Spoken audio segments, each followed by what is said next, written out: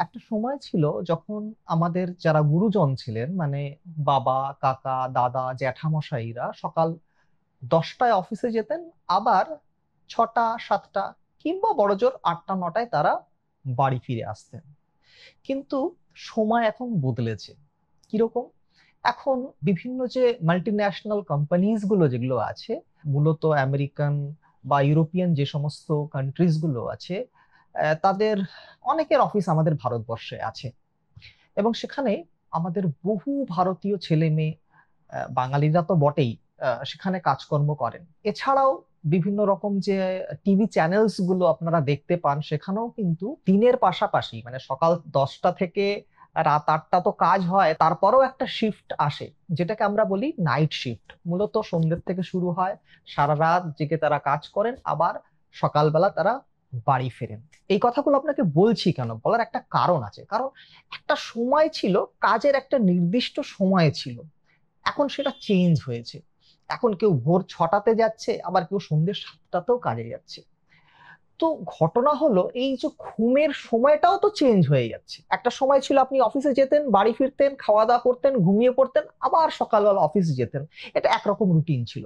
কিন্তু সেই রুটিনটা আজকে চেঞ্জ হয়ে গেছে। আমাদের মধ্যে বহু ছেলে মেয়ে আছেন যারা নাইট শিফটে ডিউটি করেন। তো আজকের যে আলোচনার বিষয়টা, সেটা এই নাইট শিফট নিয়েই। এবং এই নাইট শিফটের সঙ্গে একটা ভীষণ কমন একটা রোগের কিন্তু সম্পর্ক আছে। রোগ না বলে এটাকে একটা মেটাবলিক ডিসঅর্ডার বলাই ভালো। সেটা হচ্ছে ডায়াবেটিস। আজকের আলোচনায় আমরা জানার চেষ্টা করব যে এই নাইট শিফটের সঙ্গে ডায়াবেটিসের কি সম্পর্ক আছে। এবং আমাদের এই সমগ্র আলোচনায় যিনি মূল অতিথি আছেন, তিনি আমাদের সবার প্রিয় মানুষ, ডক্টর এস এম মল্লিক। নমস্কার ডাক্তারবাবু। নমস্কার। আজকে আমার এটা মনে হলো যে এই যে মানুষের জীবনযাত্রা তো আমূল পরিবর্তন হয়ে গেছে। মানে এই 2020 সালের পর থেকে, বিশেষ করে কোভিড এর পর থেকে মানুষের মধ্যে স্ট্রেস বাড়ছে। মানুষ রাত জেগে কাজ করছেন, দিনেও যারা ডিউটি করছেন বা কাজ করছেন, তারা আবার বাড়িতে বসে ল্যাপটপে বসে রাত্রেবেলা কাজ করছেন। তো আমার প্রশ্ন হচ্ছে, এখানে তো একটা শারীরিক পরিবর্তন তো হচ্ছে, আমাদের যে বায়োলজিক্যাল ক্লক যেটা আছে সেটা তো ঘেটে যাচ্ছেই। তো ঘটনা হচ্ছে যে এই যে এত কিছু যে চেঞ্জেস হচ্ছে, এত পরিবর্তন হচ্ছে, তো এর সঙ্গে ডায়াবেটিসের কি কোনো সম্পর্ক আছে? দেখুন, আমরা যেটা আগে কাজকর্মগুলো হতো, বেশিরভাগ মানুষই তাই করতেন। এই হুম, রাত্রিবেলাতে এই আইটি সেক্টরের হুম, কাজ, হুম, একটা দেশের হুম, সঙ্গে হুম, আরেকটা দেশের কাজ চলছে, হুম, হুম, রাত্রিবেলা টেলিকলিং হুম, চলছে, হুম, হুম, এই যে টেলি সাপোর্ট, হুম, হুম। সেগুলো কিন্তু আগে খুব বেশি ছিল না। না, ছিল না। কারণ এই যে হুম, ইন্টারনেট, হুম, এই যে এই কাজগুলো যেটা রাত্রিবেলা হয়, মূলত তো হুম, ইন্টারনেটের হুম, মাধ্যমে হুম, কাজটা হুম, হয়। হুম, হুম। ইন্টারনেট তো অত ছিল না, না, ইন্টারনেট ছিল না। আসেনি। হ্যাঁ। এবার এই যখন ইন্টারনেট আমাদের বাজারে এলো হুম, হুম, এবং সেটার ব্যবহার যখন হুম, বাড়লো, হুম, লোকের কাজ বাড়লো হুম। এবং কাজের ধরন বাড়লো। একদমই তাই। কিরকম কাজের ধরন বাড়লো? এই যে ইন্টারন্যাশনাল যে ওয়ার্ক হুম, গুলো, হুম, সেগুলো হুম, তারপরে বাড়তে আরম্ভ বাড়তে করলো। শুরু করলো। ফলে আমাদের দেশে যখন দিন, অনেক দেশে তখন রাত, রাত। অনেক দেশে যখন দিন, আমাদের দেশে তখন একদমই রাত। তাই, এবং একদম। অনেক দেশে যখন দিন, হুম, সেখানে যখন দিনের যে কাজগুলো হচ্ছে হুম, এবং সেই কাজগুলো করছেন, তারা তো আমাদের দেশে আছেন এবং তাদের তখন সেটা রাত এবং একদমই তাই। তাদের সেই কাজগুলো হুম, করতে করতে হচ্ছে। হচ্ছে, হ্যাঁ। এর একটা সুবিধাও আছে, অসুবিধাও আছে। আচ্ছা। অনেকে দুটো কাজ একসাথে অনেকে করছেন আবার। হুম, দিনের বেলা একটা জায়গায় কাজ করছেন, হুম, কিছুক্ষণ ঘুমিয়ে নিয়ে রাত্রিবেলা কাজ হুম, করছেন। এটা হুম, তার জন্য সুবিধা, একটা হুম, আর্থিক হুম, লাভ, হুম, কাজের ধরন হুম। চেঞ্জ হওয়া কিছু। একটা সময় আমিও এরকম করেছি, মানে দিনের বেলা কাজ, দিনের বেলা রাত্রিবেলা একটা জায়গায় কাজ করেছি, রাতে একটা রাত্রে জায়গায় কাজ একটা কাজ করেছি। করেছেন। হ্যাঁ, ঠিক আছে। তাতে ঘুম কিছুটা কম্প্রোমাইজড হতো। হুম, হুম, আগের মানুষ কি কাজ করতেন? সকালবেলা ৯টা-১০টা থেকে কাজ করতেন, সন্ধ্যেবেলা ৬টা অবধি। তারপরে লোকে একটু বাড়িতে এসে হুম, খেয়ে দিয়ে একটু হুম, আড্ডা মারতেন, হুম, হুম। হাসি খুশি থাকতেন, একদম, স্ট্রেস কমে যেত। একদমই রাতে তাই। খেয়ে দিয়ে ঘুমিয়ে ঘুমিয়ে পড়তেন। পড়তেন। সকালবেলা উঠে হুম, একটু হুম, হুম, হুম, ব্যায়াম করে, একটু হুম, প্রাতরাশ অল্প একটু হুম, কিছু খেয়ে বাজারে গিয়ে হুম, বাজার-টাজার করে এনে স্নান-টান করে তারপর বাড়িতে হুম, রান্না হয়ে গেল, হুম, খেয়ে অফিস চলে গেলেন। হুম, এই হচ্ছে রুটিন ছিল। হেলদিয়ার লাইফস্টাইল কিছুটা তখন ছিল হুম, বেশি। হুম, এটা হুম, আমার অভিমত। হুম, আমার সঙ্গে লোকের হুম, মতামত ভিন্ন হতে পারে। কিন্তু আগেকার যে জীবনশৈলী ছিল, সেটা একটু বেশি স্বাস্থ্যকর ছিল বলে আমার মনে একদমই, হয়। একদমই ছিল। এবং খাবার-দাবারে ভেজাল হুম, কম ছিল। হুম, লোকের স্বাস্থ্য এত মানে হেভি বডি ওয়েট ছিল না, হুম, ওবেসিটি কম ছিল। ওবেসিটি কম হওয়ার তার অনেকগুলো কারণ হুম, আছে। খাবারের ধরন চেঞ্জ হয়েছে হুম, হুম। এখনকার দিনে। শুধু তাই নয়, মানে আমাদের কাজ করার ধরনও চেঞ্জ হয়েছে। কাজ মানে করা তো বসে, বসে কাজ। এখন তো আপনি যেটা বললেন, ইন্টারনেট চলে আসাতে আমরা ঘরে বসেই কাজ করছি, শুয়ে এক্সাক্টলি। বসে ল্যাপটপে যেমন খুশি কাজ করছি, আমাদের কায়িক শ্রম নেই। এবং এক্স্যাক্টলি।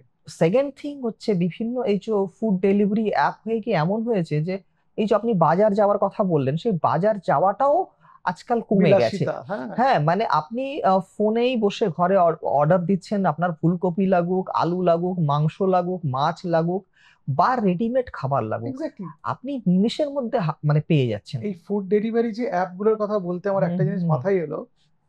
10 বছর আগে, হুম 15 বছর আগে হুম লোকের রাত্রিবেলা খিদে পেলে হুম বাড়িতে হুম বাদাম, হুম রোস্টেড ছোলা, হুম খুব বেশি হলে হুম বাড়িতে রাখা ফ্রিজে একটা দুটো মিষ্টি বা বিস্কিটের উপর হুম। ডিপেন্ডেন্ট ছিল। কিছু এখন না থাকলে অন্তত দুমুঠো মুড়ি। দুমুঠো মুড়ি হুম বা একটা ফল হুম খেয়ে নিত, হুম কেউ হুম একটা শশা খেয়ে নিত।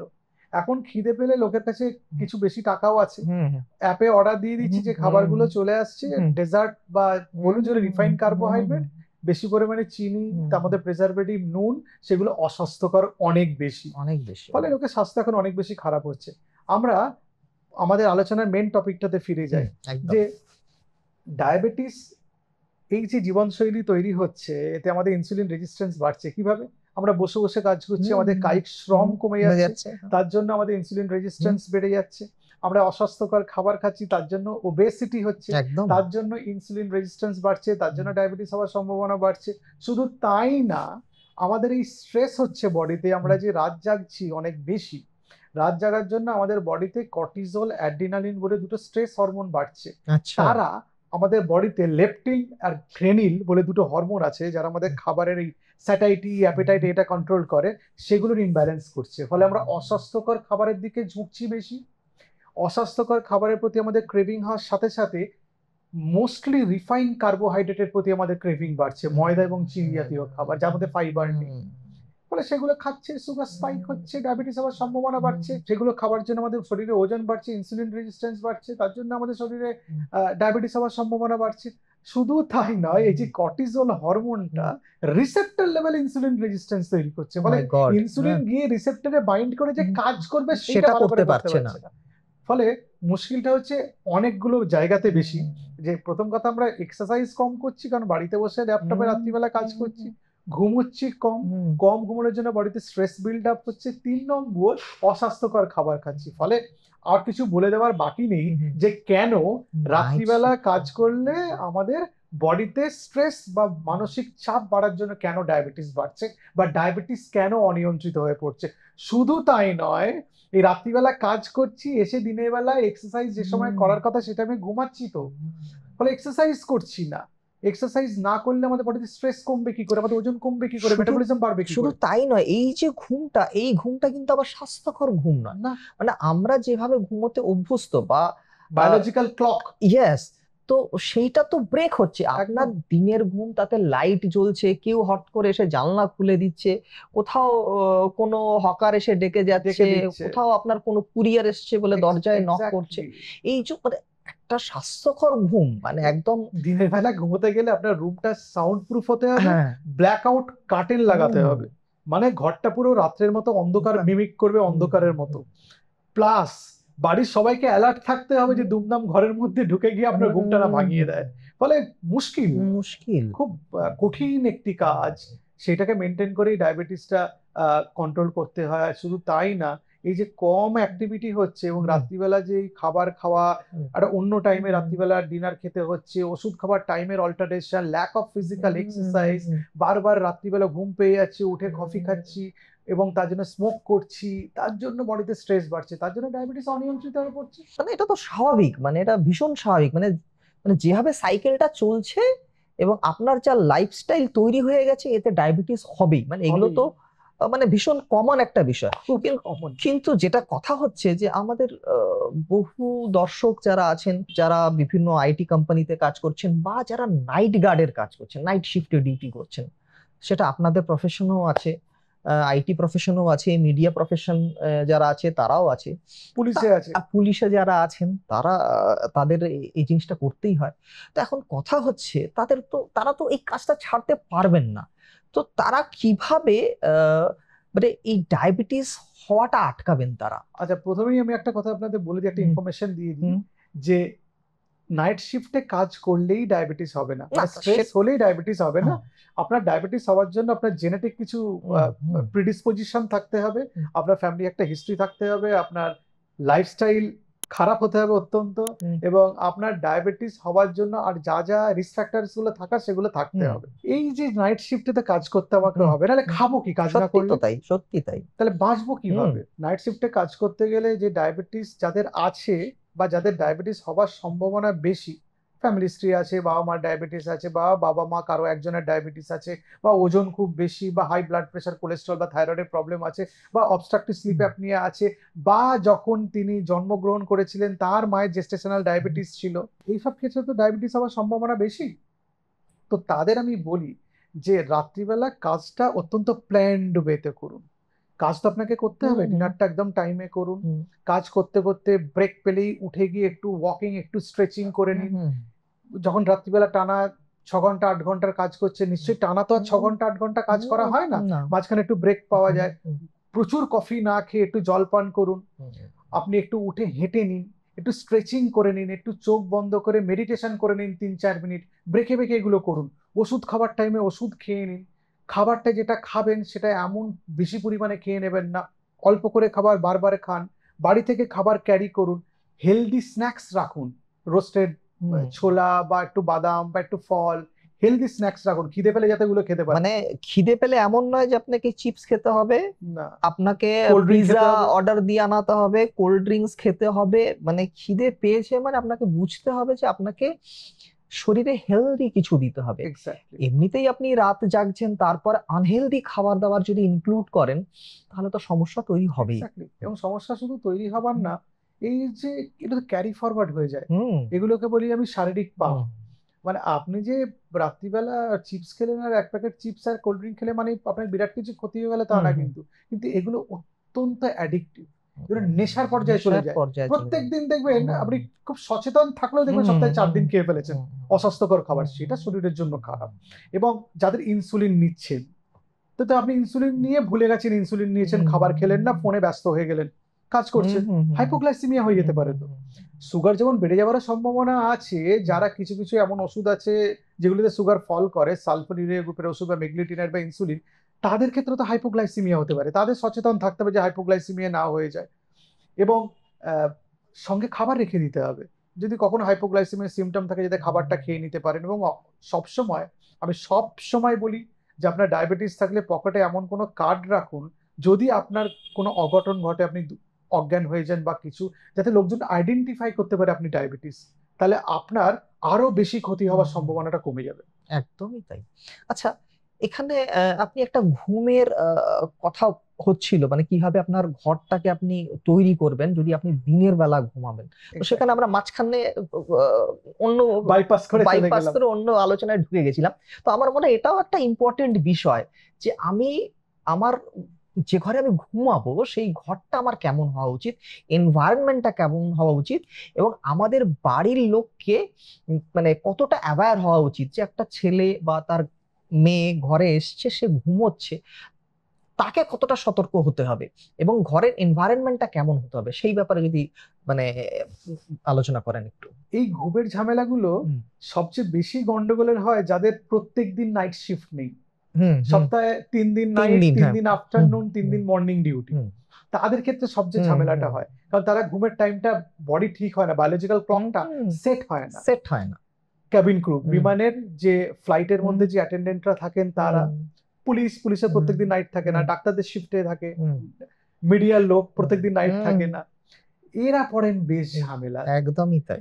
তো আমি বলি, যদি সুযোগ থাকে কাজটা এরকম ভাবে সিলেক্ট করে যে প্রত্যেকদিন নাইট, তাহলে বেঁচে গেলেন। হুম, হুম।